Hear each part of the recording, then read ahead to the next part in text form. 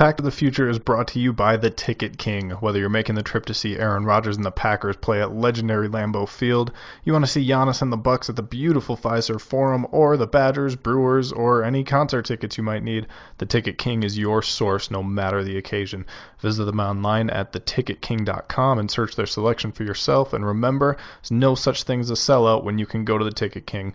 One more time, that's theticketking.com.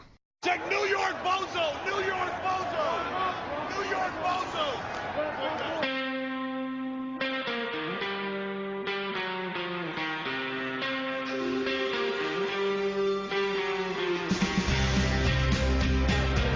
I got to get my biceps a little bigger. Yeah, you can always work on that. Oh, I could sure use a hot dog with chili. You know what time the game starts? Hey, you got any left-handed footballs? We need to fire him. Is anybody else tired, or is it just me? Good thing I'm in shape. You got any eligibility left? I got some advice for y'all. Take 2 weeks off, then quit.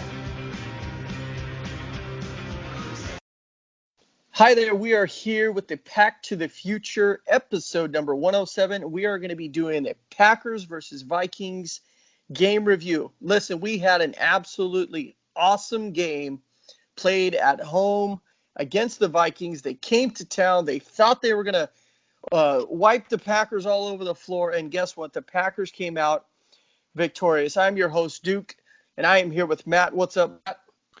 I'm doing great, man. Doing great. Victory Mondays are always the best. Yeah, man. We're so excited. You know, Victory Monday is that thing that just it's going to carry us throughout the week, man. So, listen, Matt, I'm excited to be talking Packers football with you. Mm-hmm. Matt, let's dive right into it, man. Listen, obviously we saw the game. The Packers come out victorious with a 21-16 victory over the Vikings. They jumped out of the gate early and often. You know, we saw the offense absolutely just. You know, we had the Vikings up against the ropes, man, you know, in the first quarter, what looked to be a potential blowout game at that point.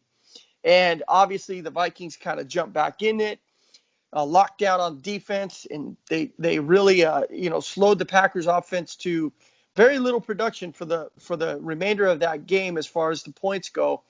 But listen, Matt, tell me what did you like about the Packers offense, man, in the first quarter yesterday?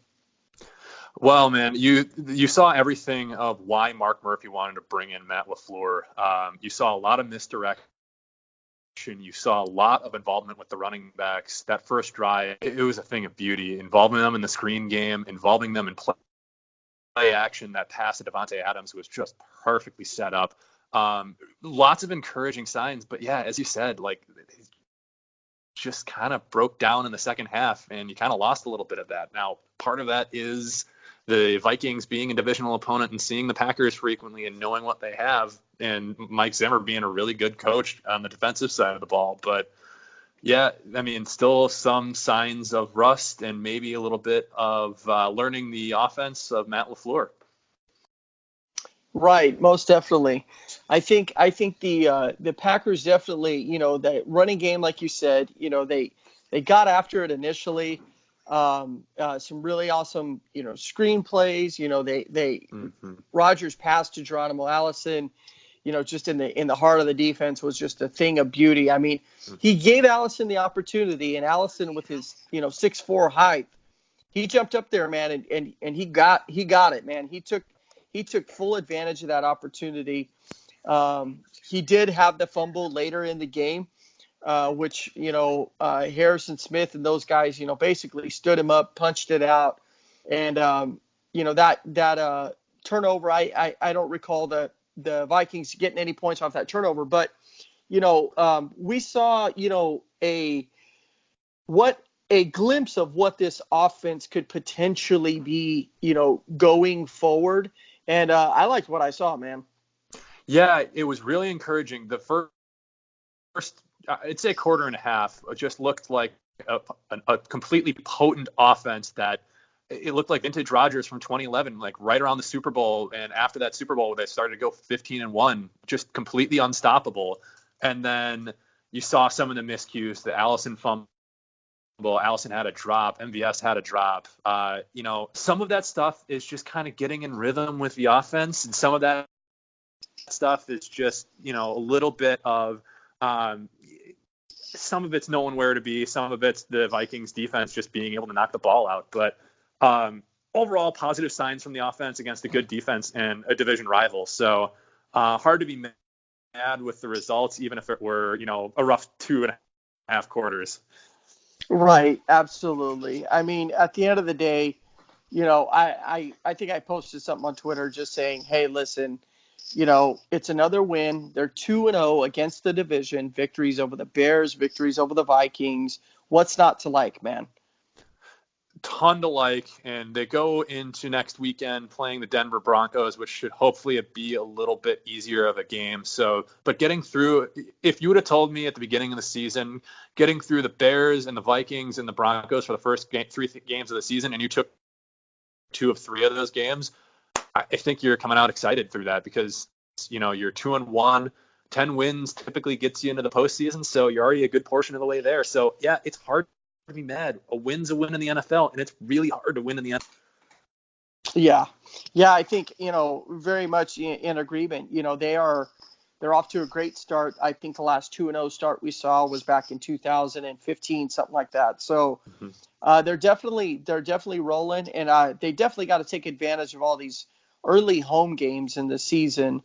Let's talk about the offense a little bit more, man. The running backs got after it yesterday rather. And, Aaron Jones, he gets a boatload of carries. I think his first time, if I'm correct, Matt, getting over 20 carries. And he delivered, man. I think at the end of the day, he delivered. I think he amassed 150 total yards of offense with receiving and his rushing yards and a touchdown, man. So great production from Aaron Jones. Yeah, it's everything you kind of want to see out of an Aaron Jones and Aaron Rodgers offense, right? You want to see a little bit of the Aaron ground game, and he really delivered. I know a lot of Packer fans are worried about his durability. He's been injured the last couple of years, but he showed he could take some hits, and 23 carries is a ton. And when you average 5 yards a carry, it's hard not to keep handing the guy the ball. So honestly, keep running through him and then keep involving him in the passing game. I know he had that drop on that wheel route, but man, oh man, if he hauls that in, he might have 6, and we're talking about a completely different post game. Right.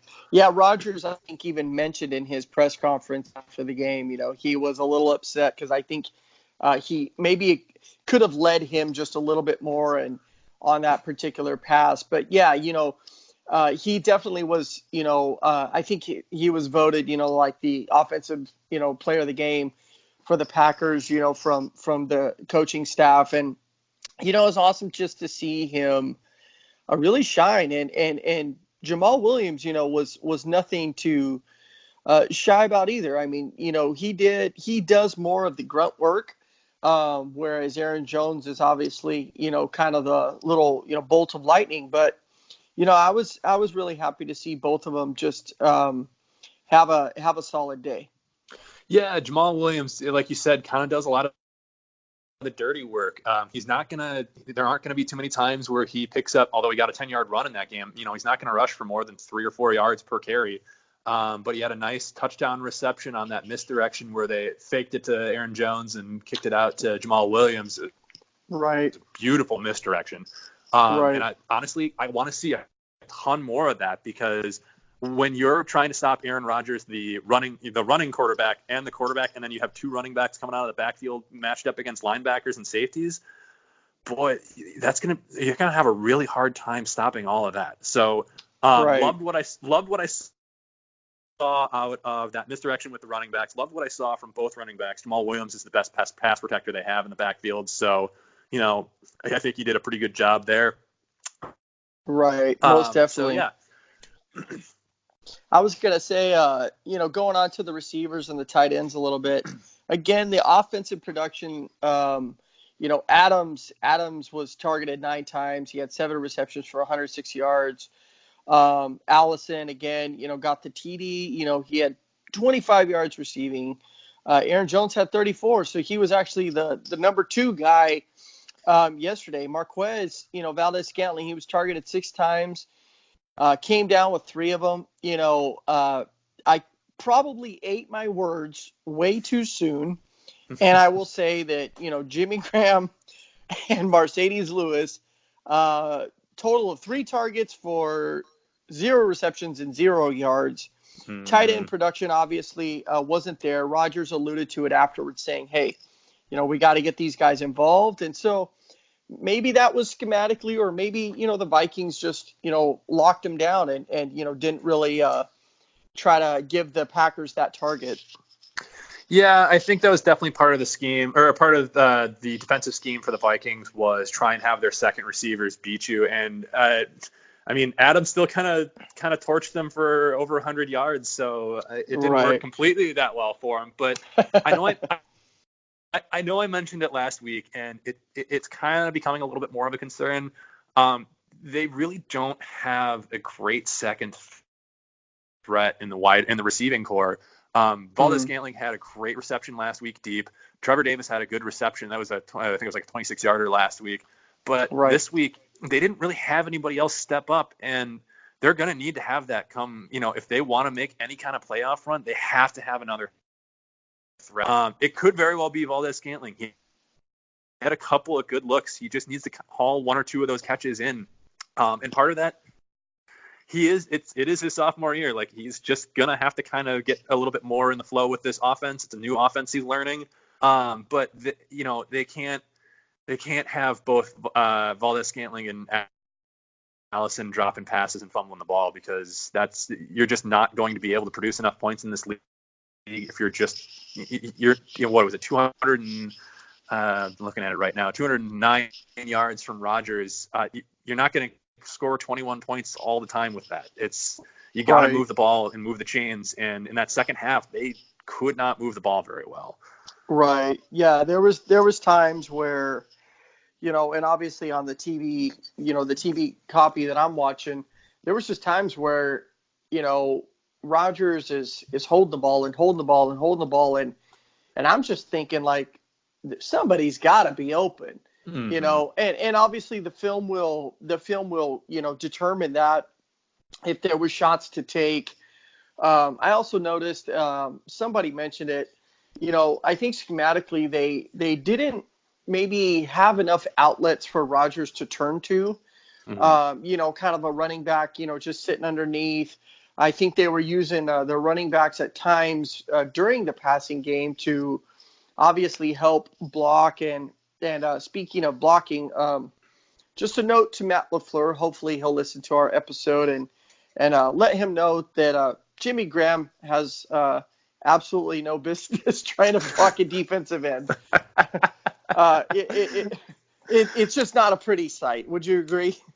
Oh, God, I was wincing as I saw that. Hunter is one of the best pass rushers in the NFC North. Just no reason for him. And it's the second week in a row. Like, last week, they tried to seal block Graham on Mac. Like, I don't understand how coaches haven't understood this yet and miscast those kinds of players. But I don't know if they're trying to do it as deception. Yeah, maybe. It's not very deceptive. It's the pass rusher is going to look at it and look at a nice juicy steak right there. So, but I kind of like your point of, they got the run game involved a little bit. Honestly, you would like to see them try and involve those running backs a little bit more in the passing game. After the first 2 quarters, you didn't really see that much in the second half. That misdirection that really was able to pick up, move the chains and move the ball down the field. Part of it is, I do think Rodgers holding on to the ball too long. He isn't taking that safety valve. He's not going to those guys on those checkdowns all the time, and he's trying to, move it to the sticks. But, he is what he good at making those plays down the field, and he had a couple where he threw it off. The one I'm thinking in particular was he threw it off his back foot to Devontae Adams on the left sideline, and it was an unbelievable throw, but Smith knocked it out of Adams' hand. He relies on that so much, and that, his ability to create down the field. I think he's just got to break some half-floor offense, because there are open guys, but he's just got to break some old bad habits, I think. Right. Yeah. I heard some people screaming on Twitter basically just to, let go of the ball. Somebody's got to be open. And I tend to agree with that at times. One thing that I've critiqued Rodgers about, in the past was just, it's like, hey, listen, if there's 4 yards to gain or 5 yards to gain instead of 15 or 20, I'd rather gain something than nothing. Obviously, Yep. third down is going to be a different story because you just need to convert. But, if it's first and second down, I mean, take what you can get. Just try to keep those chains moving. I think at the end of the day, that's where they really stalled out on a lot of drives is they weren't, maybe taking some opportunity that was presented. It just seemed like at times it was literally all or nothing, feast or famine, which is a difficult offense to watch at times. But hey, they pulled out a victory with Rodgers being less than stellar, and that's nothing to frown about. So let's quickly switch over to the defensive side. The defense, once again, man, I think they had let's see, they only had one sack in the game, but they had a couple interceptions. Preston Smith getting one, Kevin King getting one. Jair Alexander had two or three, I mean, gift wrapped opportunities. He didn't capitalize on them, but hey, man, they win the turnover battle, and eventually that was the difference in the game. Yeah, honestly, the turnovers are so huge in the NFL. Get one in the end zone like that, I know it's a huge momentum shift because at that point that was 5 minutes left in the game. You completely deflate the offense. So honestly, this was an unremarkable game, you could say, by the pass rush as far as stats were concerned, but they're still affecting the game. There's still pressure in the pocket. You Right. saw Kirk Cousins kind of running for his life a little bit. So I think that helped the secondary kind of make those plays. Yeah. Honestly, I looked at the one that the Jair Alexander chase down, the Stephon Diggs touchdown. That should have just been a knockdown ball. It was 3rd and 13. You just got to knock that ball down, get 4th down. There's no way they're kicking that field goal there. They're punting the ball. I get, he's a guy that wants to be an All-Pro, and he said as much. Like, I get it. You want to get the stat, but you got to do what's best for the defense there. But he had some great pass breakups too. So hard to be mad at the guy for wanting to be a little selfish. But yeah, they had some great plays in the secondary. One thing I kind of want to pick your brain about. Raven Green going down with an injury yesterday is going to be a little bit of concern in the pass defense because now really you're relying on Blake Martinez and BJ Goodson in pass coverage as your inside linebacker. Is Mike Pettin going to rely more on that 3-3-5 defense to really hopefully stop the run? Because at the end of the day, I don't think you can trust Blake Martinez, BJ Goodson against some of these quicker scat backs or quick athletic tight ends. Right. That's definitely going to be something to keep our eyes on. The Packers did sign a guy earlier today. Forgive me if I butcher his name, but I believe it was Tremon Smith. Mm-hmm. I'd have to double fact check that, but he's a speedy guy out of the Chiefs. What I gathered on him really quickly was he ran a 4.4. He was a 2018, I believe, a 6th-round pick. I'm trying to remember all this off the top of my head, so correct me. Mm-hmm. I don't know if, he had kick return ability and he plays corner. I don't know if this is their counter, move to try to, save face a little bit here with Raven going down. Mm-hmm. But the truth is that, you've got other guys back there. We've got Josh Jackson. We've got, Tony Brown. I'm curious to see. I would think Tramon Williams would be the first guy probably ready to play by Sunday to step into that kind of role, just because of his time that he spent at safety. He's obviously can play all the corner spots. I'm thinking Tremont might be their guy going forward, and then they're going to have to rely on, the third and fourth cornerbacks to be back there. I'm not sure the status on Ibrahim Campbell, Yeah. but I think there's some depth there, and they're going to have to figure that one out, man. I'm not too sure what the answer is going to be. Yeah, and I think you kind of touched on it. I think in the short term, they're probably going to rely a little bit more on Williams. He has had that slot corner and being in the box a little bit more. There was a lot of talk in the last couple of years, is Josh Jackson more suited for safety? And that might be their long-term solution because, they moved on from Josh Jones, and he was that other player that could kind of play your safety or your box safety in that slot. Are they going to move guys around the field a little bit more? And you have to wonder if he's kind of that guy that moves into that role. They have to get him on the field. He's a second-round pick. They need to see what they have out of him.